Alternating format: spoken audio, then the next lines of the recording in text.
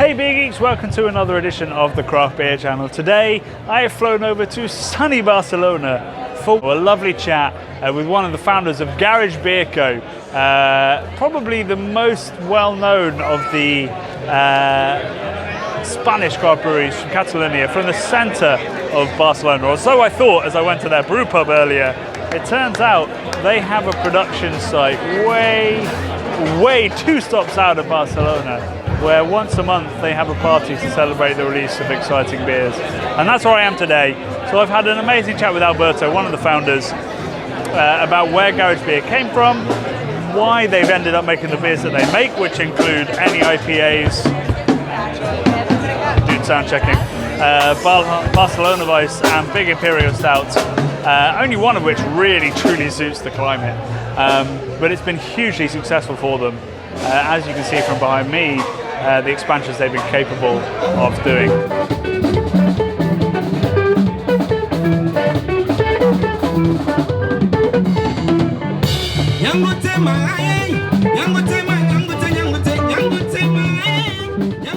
Garage Beer Co. has been on our hit list for a while. Not just because they make delicious IPAs and kettle sours, not just because their cans are beautiful, not just because they're located at the heart of one of the most vibrant cities in the world, but because the Spanish market is tough, and they had to do all of those other things just to make it work. We needed to see that from the inside, and what we saw was a brewery that may export a hell of a lot, but is still at its heart a modern, exciting, and unique brewery with shed loads of character that would make them a success anywhere in the world.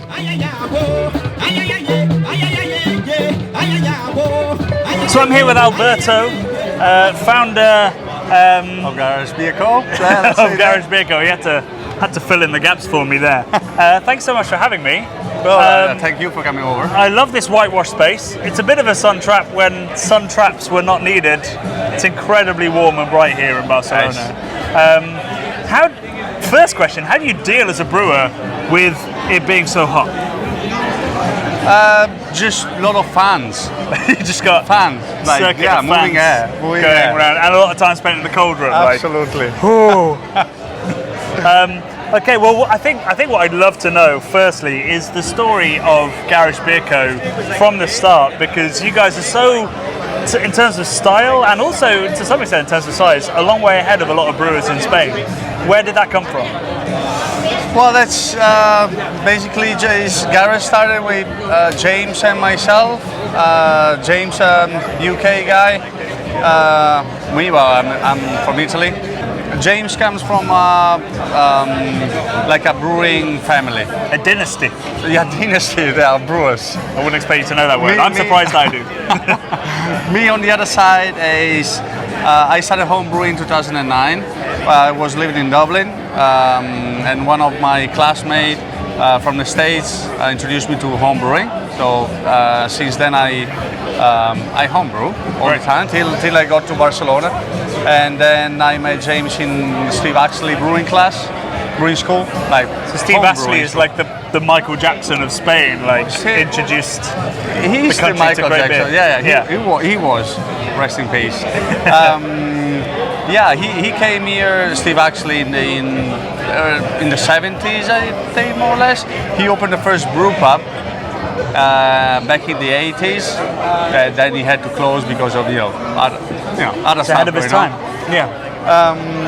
And then nothing. Okay, we met there, and we just decided that we had to do something related to beer, because we all love the Barcelona. The craft beer scene in Barcelona was there.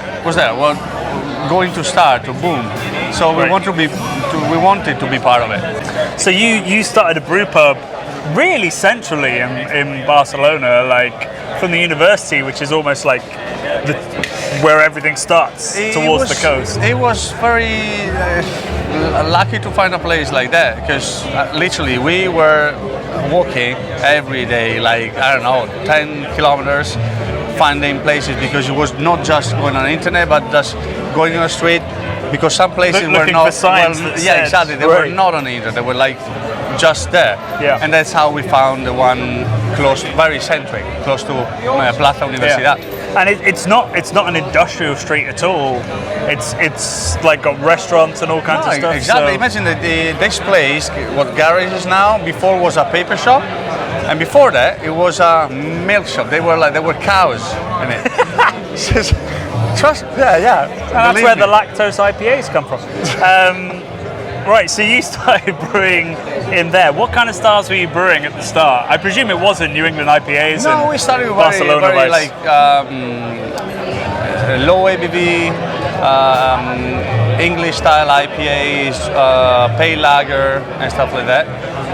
Because our public was not like just about craft beer. We always started an atmosphere around garage, not just related to beer, but like with art.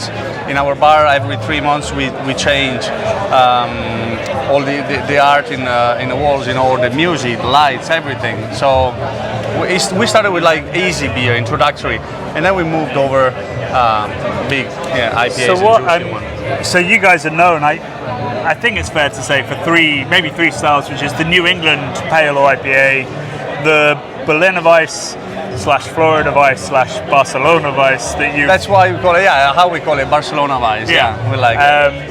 And the big sort of adjunct stout as well. Like No Country is one of my favourite imperial stouts. Where did those super hypey, very niche and very modern styles come from for you? What were you drinking? Because I presume no one in Spain was making that. No, we were one of the first, but it's just a matter of as well follow a bit the market and the tendencies coming from overseas or around in the UK, Europe in general, US as well. So it's just a matter of be there and keep an eye. And how's so you're learning that through like festivals and social media and meeting people. Yeah. How were the people outside of that bubble? So obviously you have beer geeks in Spain, but maybe they hadn't seen that kind of stuff. How did they respond to these super modern styles? It was very positive, and in our bar that there's not just beer geeks, as you said before, but there's also like random people. This New England, for example, is a style that is for all paladars, because it's nice. It's not bitter. It's fruitful. It's quite a nostalgic flavour. So everyone liked it. Yeah. And the Barcelona Vice, is that similar? I guess it was lots of sweet berry, but also quite lemony and tart. It's Barcelona. It's a bit Mediterranean. It's nice and fresh. It works very well with. I don't know if you got to try the Poron, the one with the Catalan vessel. I arrived at midday and had a Poron at the brew pub immediately. That's part of the plan. So they're just literally bringing out fans now. So I thought you were telling a joke earlier. You do literally just have fans in there keeping you going. No, exactly. We do have fans. I'm telling you. That's a lie. You're brewing these exciting styles. People are into them because they touch on maybe things outside of beer, like nostalgia or refreshment or coffee. I feel like a big thing that's been a big success for Garage has been the designs that you guys have put on your labels that just jump off the shelf every time. Where did the designs come from? James, my business partner. His wife, she's an awesome designer, and she's taking care of all Garage image. Right. Is that from the start? So like since the beginning, since the beginning, and she's awesome. She's crazy. So she's done everything from soup to the nipple beer that was everything. Yeah. How did you respond to the slight controversy around the nipple beer?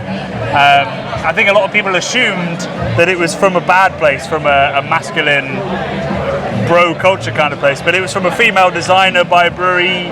I guess you thought. I don't know. To me, I told you it's just a nipple. Yeah. I mean, a nipple. Do you have nipples? I'll show mine. Yes. There you go.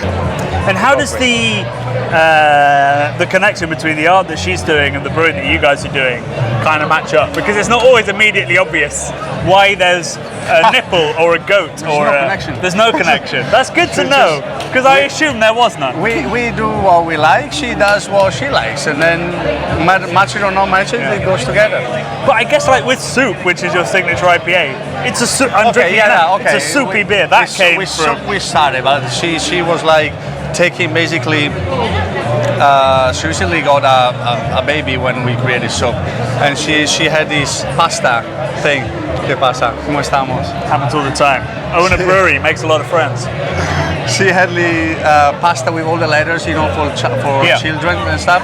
So she took like all the soup letters, she painted with the thing for the nails, she photographed it, and then she created a soup label. The rabbit holes we go down through beer. Alberto, it's been an absolute pleasure to tour this place. My pleasure. And to go to the brew pub as well. If you're ever in Barcelona, we did a video on where to drink in Barcelona, which is at the end of this video. We didn't know garage existed at that point, for which I apologise. You don't have to, come on. So check out that video, but also make sure you go to the brew pub, or if there's an event here at the main brewery, come here. Yeah, it's about a 10-minute train outside the one I took, the R2. ¿Qué pasa? ¿Cómo I was estamos? going to say hi to some people. So please do Hola, ¿qué tal? Perdona. make sure you come up here or head to the brew pub, or if you see their beers out and about, give them a go.